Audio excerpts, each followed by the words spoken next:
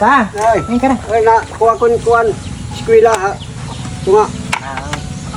Ayan everyone, so si Father ay siya yung tagahatid sundo sa mga pamangkin ko doon sa bayan, di ba? So ngayon, buti lang natatapos ko hiya.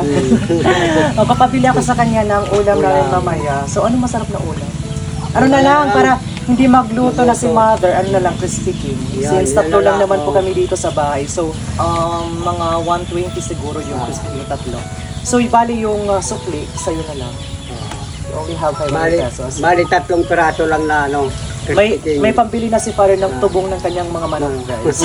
Kasi may mga alaga po kaming mga inahin na may mga bagong sisiw na siya.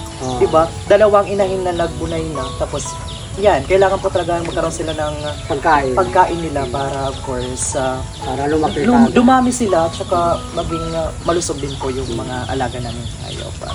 Tapos, sa bali, bili ka na rin ng asukal na lang. Oh, ayun, tinapay na lang ngayon. Tinapay. Oo, guys. So, ayan, thank you so much for all the blessings. Yung blessings na nagkaroon tayo ngayon, simple lang siya, hindi siya gaanong kalaki, pero pinaghirapan po natin yan. At saka, deserve po talaga na maibigay natin sa mga pangangailangan po natin. At saka napakalaking bagay na po sa amin yan, di ba? Kasi sa panahon ngayon, ang hirap kumita ng pera, di ba? Oo. So, saan ka kukuha ng 500 pesos sa maglakad-lakad ka dyan? Kahit may piso, wala talaga. Kaya, ang gagawin po natin is magsipag at saka duplikahin po talaga. Kasi, di ba, kailangan po nating maging masipag sa panahon ngayon. Kasi sobrang mamahal na mga bilihin. Kaya sa mga kabataan out there, laban lang. At saka, ano masasabi niyo po sa blessings natin today? Nagpapasalamat ako sa mga followers namin. Maraming salamat sa inyong lahat. Thank you. Kasi kung hindi po kayo ng Panginoon. Correct.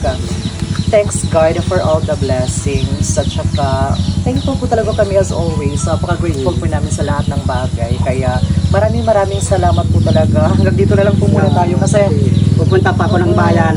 Naghihintay na yung mga pamangkin ko doon. Sige. Mag-iingat kayo doon. Kanina ako. Thank you. Susundo na ako ng mga apo ko. Wow! Ay, lukan ka na. Yan ay kayo ho, masakay na lang kung Sige. yahatid ko yung mga linabahan. Sige. Taas. Sige, hinay ka mo. Okay. Okay. Tinapay pa ha.